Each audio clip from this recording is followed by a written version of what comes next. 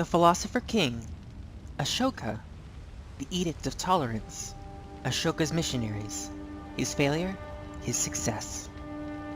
Chandragupta's successor, Bindusara, was apparently a man of some intellectual inclination. He is said to have asked Antiochus, king of Syria, to make him a present of a Greek philosopher. For a real Greek philosopher, wrote Bindusara, he would pay a high price. The proposal could not be complied with, since Antiochus found no philosophers for sale. But chance atoned by giving Bindusara a philosopher for his son. Ashoka Vardhana mounted the throne in 273 BC. He found himself ruler of a vaster empire than any Indian monarch before him. Afghanistan, Baluchistan, and all of modern India but the extreme south. Tamilakam, or Tamil land. For a time, he governed in the spirit of his grandfather Chandragupta, cruelly but well. Yuan Shang, a Chinese traveler who spent many years in India in the 7th century AD, tells us that the prison maintained by Ashoka north of the capital was still remembered in Hindu tradition as Ashoka's hell. There, said his informants, all the tortures of any orthodox inferno had been used in the punishment of criminals, to which the king added an edict that no one who entered that dungeon should ever come out of it alive. But one day, a Buddhist saint, imprisoned there without cause, and flung into a cauldron of hot water, refused to boil. The jailer sent word to Ashoka, who came, saw, and marveled. When the king turned to leave, the jailer reminded him that according to his own edict, he must not leave the prison alive. The king admitted the force of the remark and ordered the jailer to be thrown into the cauldron. On returning to his palace, Ashoka, we are told, underwent a profound conversion. He gave instructions that the prison should be demolished, and that the penal code should be made more lenient. At the same time, he learned that his troops had won a great victory over the rebellious Kalinga tribe, had slaughtered thousands of the rebels, and had taken many prisoners. Ashoka was moved to remorse at the thought of all this violent slaughter and separation of captives from those whom they love. He ordered the prisoners freed, restored their lands to the Kalingas, and sent them a message of apology, which had no precedence and has had few imitations. Then he joined the Buddhist order, wore for a time the garb of a monk, gave up hunting and the eating of meat, and entered upon the Eightfold Noble Way. It is at present impossible to say how much of this is myth and how much is history, nor can we discern at this distance the motives of the king. Perhaps he saw the growth of Buddhism and thought that its code of generosity and peace might provide a convenient regimen for his people, saving countless policemen. In the 11th year of his reign, he began to issue the most remarkable edicts in the history of government, and commanded that they should be carved upon rocks and pillars in simple phrase and local dialects, so that any literate Hindu might be able to understand them. The rock edicts have been found in almost every part of India. Of the pillars, 10 remain in place, and the position of 20 others has been determined. In these edicts, we find the emperor accepting the Buddhist faith completely, and applying it resolutely throughout the last sphere of human affairs in which we should have expected to find it, statesmanship. It is as if some modern empire had suddenly announced that henceforth it would practice Christianity. Though these edicts are Buddhist, they will not seem to us entirely religious. They assume a future life, and thereby suggest how soon the skepticism of Buddha had been replaced by the faith of his followers. But they express no belief in, make no mention of, a personal God. Neither is there any word in them about Buddha. The edicts are not interested in theology. The Sarnath Edict asks for harmony within the church, and prescribes penalties for those who weaken it with schism. But other edicts repeatedly enjoin religious tolerance. One must give alms to Brahmins, as well as to Buddhist priests. One must not speak ill of other men's faiths. The king announces that all his subjects are his beloved children, and that he will not discriminate against any of them because of their diverse creeds. Rock Edict 12 speaks with almost contemporary pertinence. His sacred and gracious majesty the king does reverence to men of all sects, whether ascetics or householders, by gifts and various forms of reverence. His sacred majesty, however, cares not so much for gifts or external reverence as that there should be a growth of the essence of the matter in all sects. The growth of the essence of the matter assumes various forms, but the root of it is restraint of speech. To wit, a man must not do reverence to his own sect, or disparage that of another, without reason. Depreciation should be for specific reasons only, because the sects of other people all deserve reverence for some reason or another.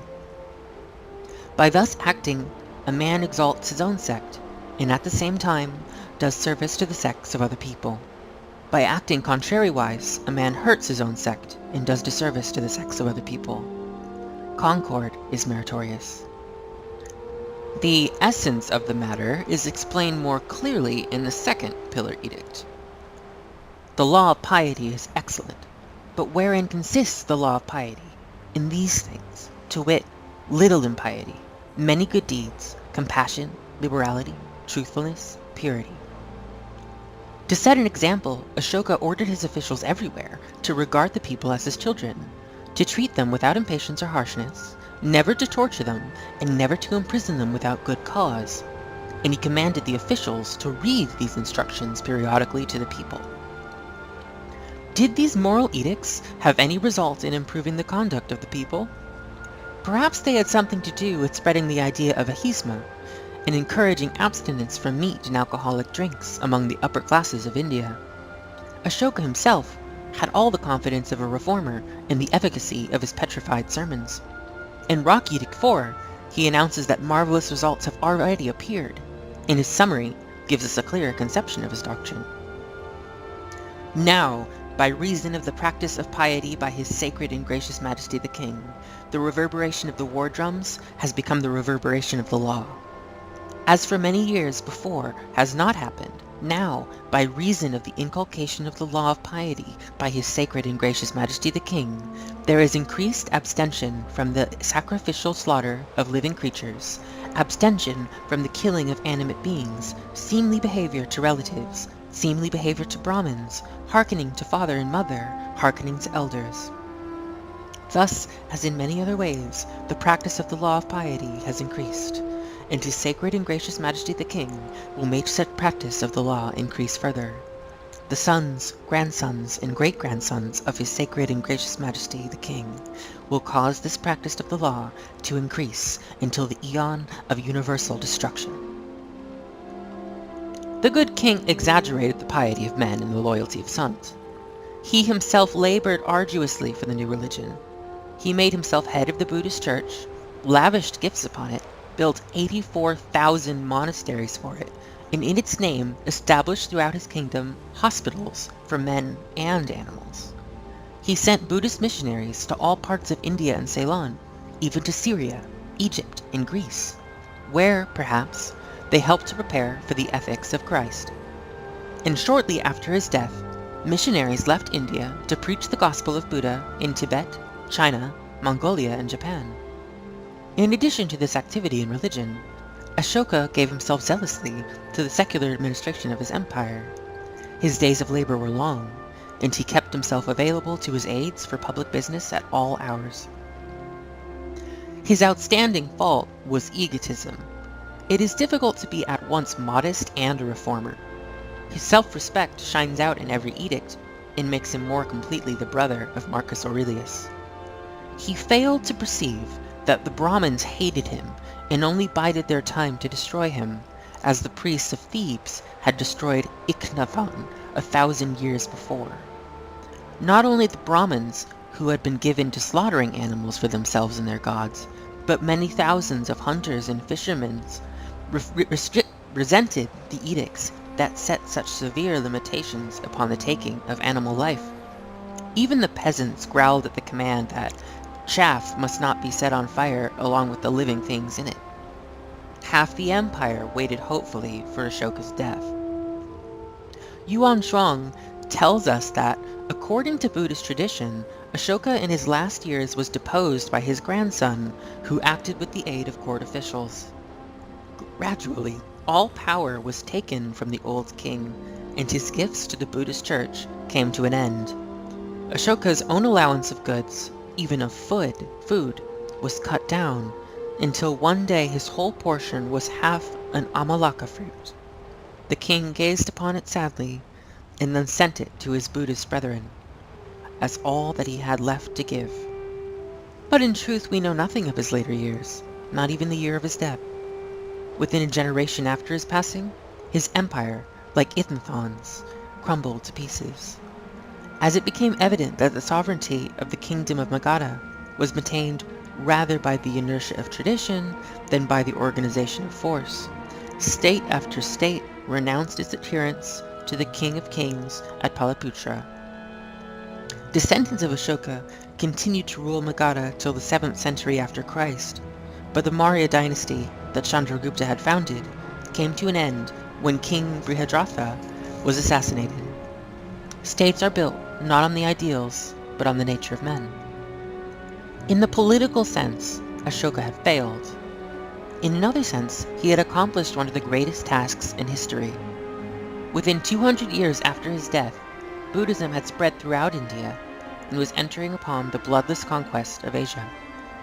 If to this day, from Kandy in Ceylon to Kamakura in Japan, the placid face of Gautama bids men be gentle to one another and love peace, it is partly because a dreamer, perhaps a saint, once held the throne in India.